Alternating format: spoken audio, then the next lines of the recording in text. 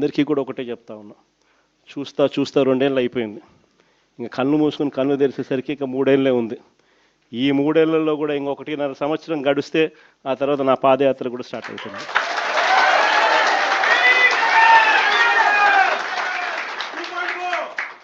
ఒకసారి నా పాదయాత్ర కూడా స్టార్ట్ అయిందంటే ఆ తర్వాత మరో 1.5 సంవత్సరం పూర్తిగా ఇంక ప్రజల్లోనే దాదాపుగా 150 నియోజకవర్గాల పైచిలకే తిరుగుతాం, ప్రజల్లోనే ఉంటాం. ప్రతి మూడో రోజు ఏదో ఒక నియోజకవర్గం నుంచి కాన్స్టిట్యున్సీలో ప్రజల ఉప్పెనను చూపిస్తూ పబ్లిక్ మీటింగ్లో ప్రజా సమస్యలను లేవనెత్తు చంద్రబాబు నాయుడు కడిగేస్తూ పోతూ ఉంటాం.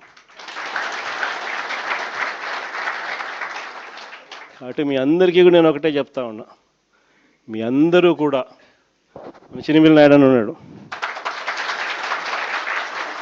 పాపం సౌమ్యుడు, ఏమన్నా చెప్పు సౌమ్యుడు అని చెప్పి మాత్రం అనాల్సింది.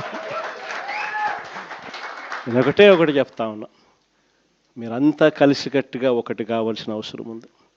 చంద్రబాబు నాయుడు గారు సాగిస్తూ ఉన్న ఈ పాలనను ప్రతి ఇంట్లోనూ చర్చనీయాంశంగా జరిగించాల్సిన అవసరం ఉంది. ఈ పాలన ఎంత అన్యాయంగా ఉంది అనేది ప్రతి ఇంట్లో చర్చ జరగాలి. మన ప్రభుత్వ పాలనకు ఈ ప్రభుత్వానికి మధ్య తేడా ఎంతుంది అన్నది ప్రతి ఇంట్లో కూడా చర్చనీయాంశంగా మార్చాలి.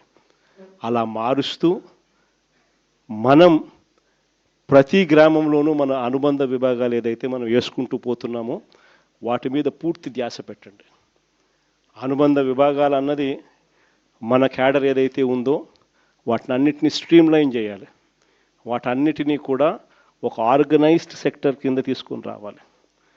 తీసుకొని వచ్చి ప్రతి ఇంట్లోనూ ఈ చర్చనీయాంశం అయ్యేట్టుగా ఈ కార్యక్రమాలన్నీ చేస్తూ చంద్రబాబు నాయుడు గారు చేస్తూ ఉన్న అన్యాయాలకు ప్రజలకు తోడుగా నిలబడే కార్యక్రమం మనం చేయాల్సింది.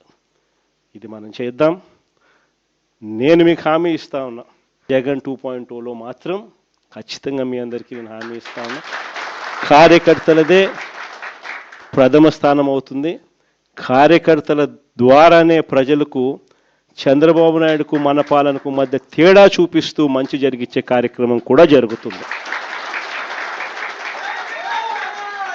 మంచి చేయాలి అని చెప్పి ఒక నాయకుడిగా తపన ఉన్నప్పుడు పాలన ఎలా ఉంటుంది అన్నదానికి నిదర్శనం మన పాలన అయితే, పాలకుడు అనేవాడు అధ్వానంగా ఉంటే చెయ్యాలనే చిత్తశుద్ధి లేకపోతే పాలన ఎలా ఉంటుంది అన్నదానికి చంద్రబాబు నాయుడు గారి పాలన అద్దం పడుతుంది.